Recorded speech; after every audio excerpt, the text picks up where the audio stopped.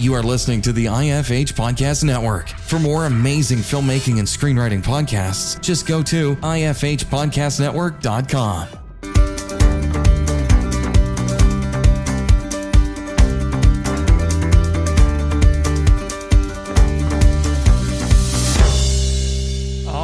Welcome to the Successful Screenwriter Podcast, where we discuss anything and everything screenwriting. Here we interview successful screenwriters and filmmakers to find out just what it takes to make it in the industry.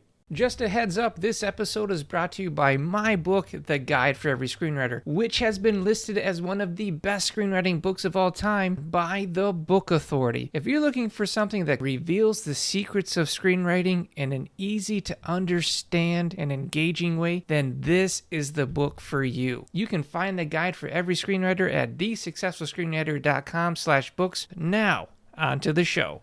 Oh, what a great guest we have on today. Pilar Alessandra, host of the On the Page podcast and author of the Coffee Break Screenwriter. She's on here. We're going to talk about the book today. Thanks for coming on the show. Thank you so much, Geoffrey. I really appreciate you asking me.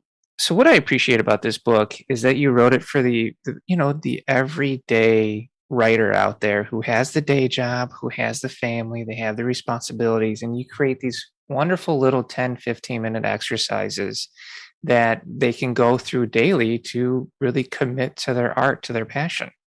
Before we kind of dive into this book, I want to get a little bit of your origin story and what kind of brought you into writing this. I started as a script reader for studios. I had been teaching for a number of years off of what I was learning from being a script reader with scripts that were moving up or had to get a lot of development. And those classes seemed to be really working for people as far as the tools that I was giving them. And then on top of it all, I realized, oh, wait, this is their writing time. So instead of me just lecturing to them, I'd stop the class and say, let's do this. Awesome. And I'd give them 5 to 10 minutes and they would get, can I say? Oh yeah, I'll bleep it out. Don't worry. I'll make it family. So we're good. They would get done. So I started realizing this is an approach that works for people, and I'll just start writing down some of the stuff in the classes, just as though I was teaching the classes. So that's how the Coffee Break Screenwriter was born. I love it. You know, as somebody who teaches screenwriting myself, and I have my own book and stuff, I'm always constantly trying to learn, trying to be the forever student, and trying to see different approaches and different takes on the way we do this. And there's really some really cool approaches that you have in the Coffee Break Screenwriter. One thing you talk about is your beat sheet, and you talk about event and triggers. And I was wondering if you can give us a little bit more on that. I'm a big, as somebody who's read a lot of scripts, and I'm sure you have too, sometimes you watch people cheat. Right. And it's like, oh, look, they found the treasure and he got the girl. And, they kind of skip over stuff because they probably have a killer first act and second act. Right. Mm-hmm. But they haven't really cleverly figured out how to get to the big reveal. And so I'm a big one on what is the event that triggers somebody to get the answer. Love it. And as long as you show me that, right, then I think it's earned. And I think audiences will believe it's earned, and they won't leave the movie theater grumbling like, wow, it was good for a while, but then, right? Yeah. So I'm a big one on trigger it. Event to action. I love it. I think it also, thinking that way forces you to develop the character more instead of just kind of sitting down and writing and hoping to find the story. Yes. Really sitting down and considering what is the trigger for this event really makes you think, okay, now I have to develop the story. What I really find with a lot of scripts that tend to go south, having read several and working with clients, I find usually people that don't develop a script that struggle with their character or story, usually by mid-act 2 is when it all falls apart. And I wanted to kind of get your impression of that. Well, that's why I think there's a lot of value in looking at Act 2 as Act 2A and Act 2B. Because if you look at them as two separate parts, it won't be this sort of vast Act 2-ness, right? I love it. So instead you're realizing like, okay, so act 2A, I've got my character involved in this world learning on the job. Yeah. But at that midpoint event is real important for focusing them or adding new stakes or making it something that they can't go back on. And it starts to focus things in a different way so that Act 2B feels different, more mission centric, and feels, sometimes even more filled with conflict. Yeah. So if writers really think about what's my midpoint event, I think it will keep Act 2 from going into these problems that we talked about. I think you're absolutely right. I like the idea of breaking it up in between a 2A and 2B, and I know that is a lot of writers can attempt that. But I think what really does is it simplifies the overwhelmingness you can get from looking at like trying to write a screenplay. I mean, you can sit down and you go, oh, it's only 90 pages until you get like 10 pages into it and you go, oh my God, what have I got myself into? So if you can break that down and just, okay, I'm just going to work on the first 15 pages. I'm going to just work on the next 15 pages. And then by breaking that Act 2 into two different sections, it makes it less overwhelming because Act 2 really is the bulk of your screenplay. So I love that idea. Here's something I really appreciated about the book is writing scenes around intention, which I think is brilliant to discuss that in a book because you never really see that addressed in other screenwriting materials. People will talk about scene breakdowns and what do they want versus what do they don't want. But I love the idea of what is the intent here? Why are they doing this? Right. And it's also what's your intention as the writer here? Mm-hmm. I want this to happen physically. I want this to happen emotionally. Oh, really? Did you accomplish that? Great. You're out. Move on to the next scene. Because I think that people gild the lily a little bit, mm-hmm. which is an old fashioned term my grandmother used to use. Like I used that when I was consulting with somebody the other day and they were like, what does that mean? It. And it just means, look, your flower's pretty. Don't dip it in gold, Not yet. Yeah. For your first draft, what's the main intention that you have toward your scene? Did you nail it? Great, move on. So it's just a way to write a little bit faster and finish rather than have just this beautiful first act that you then abandon because everything else is not gorgeous as you write. I do find when I get brought onto a gig to do a rewrite, one of the things I do, like I just came on, I did a rewrite on a gig the other day, and I ended up cutting out about 15 pages because there are so many scenes that run long. They're stepping on the own scene, right? They're stepping on the emotionality of the scene when they could just cut it a page earlier at this big moment and then move on. Are you finding that with your students that scenes are like the writers are just staying in the scene too long? Oh, I found that for 20 years. And that's why I never kind of get tired of going, it's fine, move on. It's fine. It's good. Move on. Yeah. Because then I use a scene from Sideways. It's long. It's an older script at this point. Right. But I show like in this Academy Award winning screenplay, we've got a really key scene here that's about 8 lines, because it meets its intention beautifully. Yeah. And the writers were like, good, great. I told the story. I'm moving on. Yeah. So yeah. I remember when 5-page scenes were common, and now the 3-page scenes are starting to feel long now. And I think it's just because attention spans are getting shorter and shorter. But I think it's also, that's one way to think about it. But also you could think, no, I think audiences are just getting more and more sophisticated. They no longer need to be walked through moments. When we see it, we get it. We are just immersed in story. So we do a lot of shortcutting, and it has to do with, we're creative. Yeah. We're knowledgeable. It's not necessarily because audiences have shorter attention spans. They just have more information in their head going into a scene. At least that's how I feel about it. No, I think you're absolutely right. I think as screenwriters and filmmakers, we've been educating the audiences on this media for decades and generations now, so that they're at the point now where they understand what's going on, and we don't have to spoon feed them. That's why you don't see establishing shots anymore. We don't need it. We can understand they're in a hospital without seeing the outside of it. Let's talk about verbal strategy and verbal agenda. I love this since we are discussing scenes. Yeah. Yeah. Well, teaching dialogue, right? I've had people on my own show going, you can't teach dialogue. It's just a thing that people know. And it's like, no, there are, when characters talk to each other, right? They're never just having a conversation. They always want something, right? Mm-hmm. What's their agenda? But they're not going to go on the nose and just say, I want this thing, give it to me.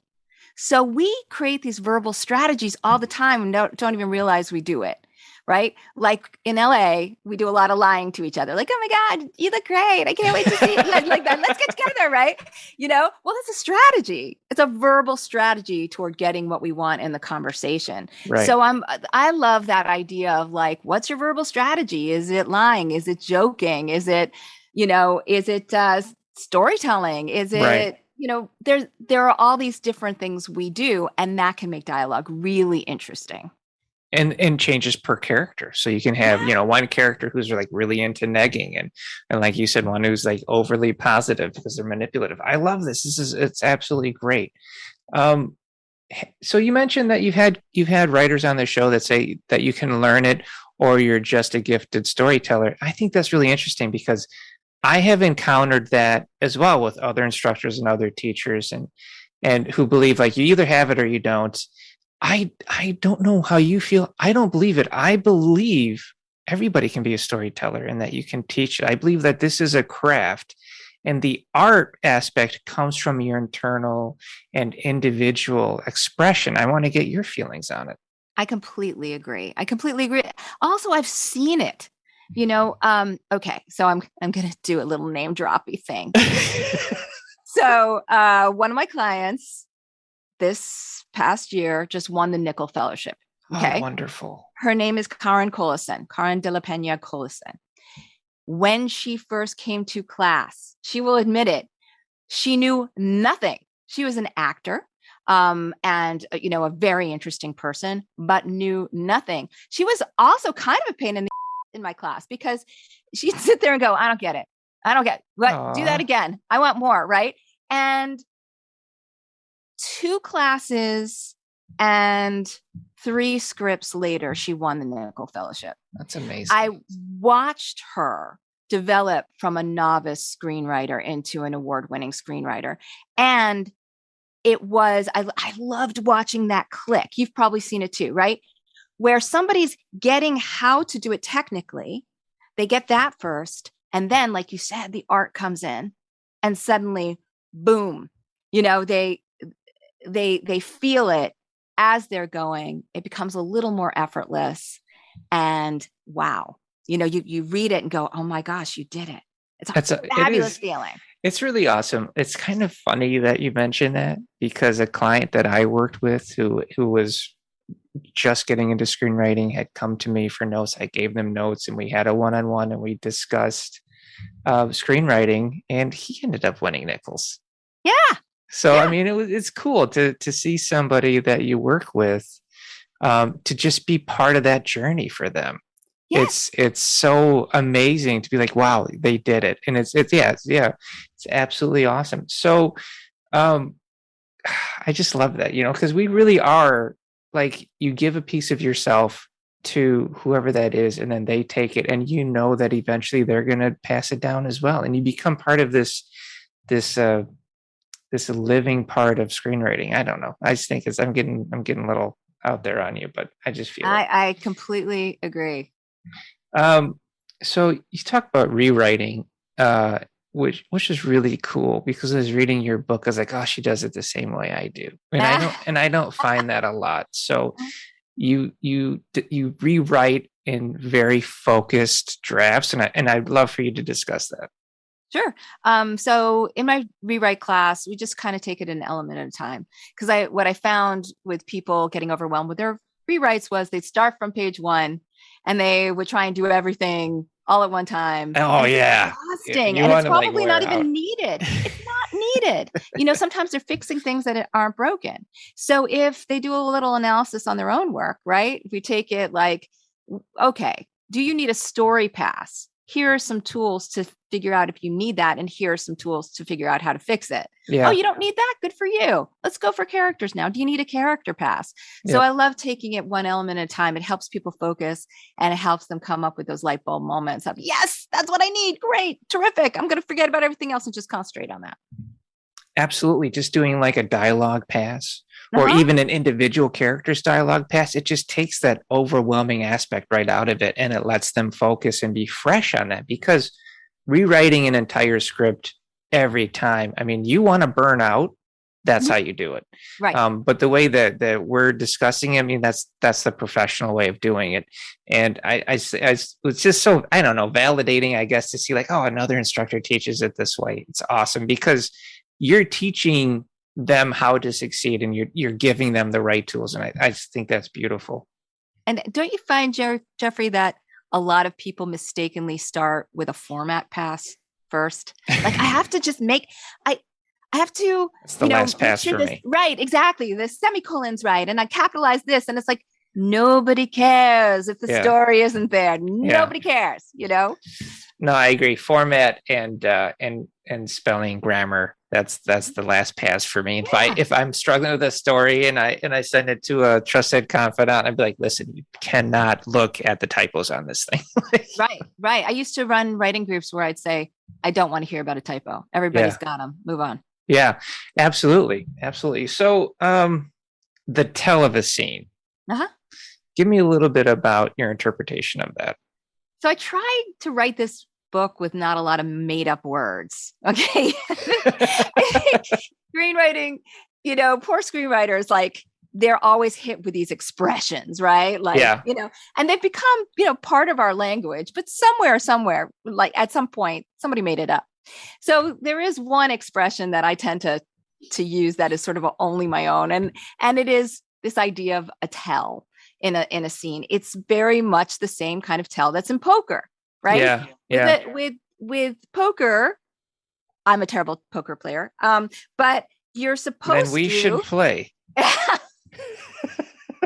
supposed to keep your cards close and not reveal what's on the cards, right? Right. But great poker players look for the tell, right? They're looking for the expression on somebody's face, the behavior that they have that's physical, that gives away what's really going on emotionally.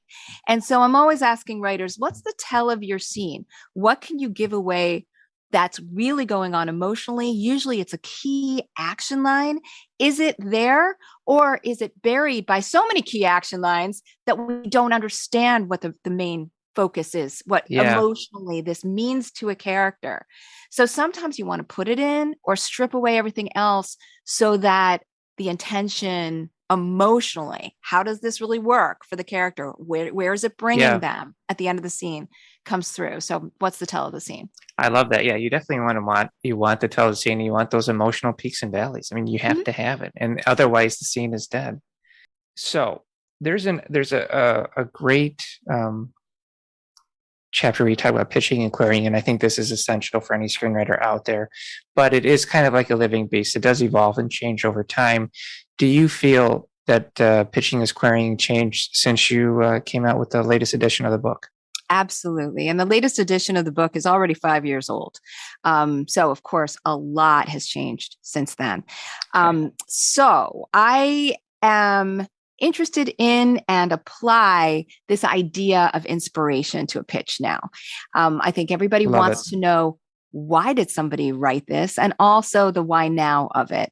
So if a pitch starts now with your inspiration as to, what triggered you to do this? Was it an experience you had? Was it something you read? Are you inspired by a family member? Fine. What was your way in? It's also way more conversational. It gets your listener leaning in, and then you can tell them the story.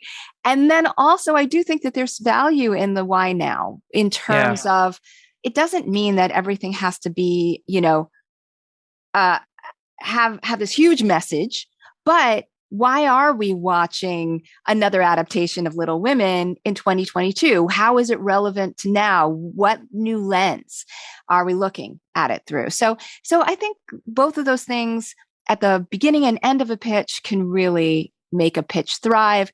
Not necessarily in my book right now, Right. but the pitch template that is in the book is very oriented, and it will keep you on track telling your story. I think that's right. And then I think adding that personal aspect to your template is going to work.